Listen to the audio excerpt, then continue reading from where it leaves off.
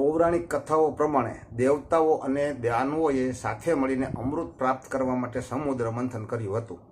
જેવો સમુદ્ર મંથનથી અમૃત કળશ પ્રાપ્ત થયો, રાક્ષસોએ તેને દેવતાઓ પાસેથી છીનવી લીધો. આ સુપ્રસિદ્ધ છે. સમુદ્ર મંથન નીકળેલા અમૃત કળશ પ્રાપ્ત થયો, રાક્ષસોએ તેને દૈત્યો પાસેથી છીનવી લીધો અને દૈત્યો એકબીજાના હાથમાંથી છીનવી રહ્યા હતા. ત્યારે વિષ્ણુ ભગવાને મોહિની રૂપ ધારણ કરેલ અને ત્યારે અમૃત ભૂલીને દૈત્યો મોહિનીને પામમાં ભાન ભૂલે છે.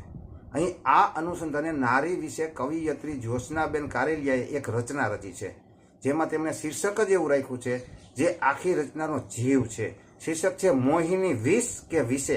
આ શીર્ષકનો અર્થ એટલે કવિયત્રી ડૉક્ટર જ્યોત્સનાબેન કારેલિયાની રચના. આવે સાંભળો. જન્મે છે નારી, મરે છે નારી. જન્મે છે નારી, મરે છે નારી. નથી જીવતી નારી ક્યારે, નથી જીવતી નારી ક્યારે. થાય છે શા માટે એની જ સાથે આવી રીતની નિયતિ. થાય છે શા માટે એની સાથે જ આવી રીતની નિયતિ. હશે નિયમો કદાચ આવા ઈશ્વરના, હશે નિયમો કદાચ આવા ઈશ્વરના. કારણ કે પ્રભુ નારી નથી મોહિની રૂપ ધરીને પણ. કારણ કે પ્રભુ નારી નથી મોહિની રૂપ ધરીને પણ. શું સમજાયું નહીં હોય પ્રભુને? શું સમજાયું નહીં હોય પ્રભુને? કે પામવા તેને દુષ્ટો બધા, કે પામવા તેને દુષ્ટો બધા કેમ ભાન ભૂલે છે.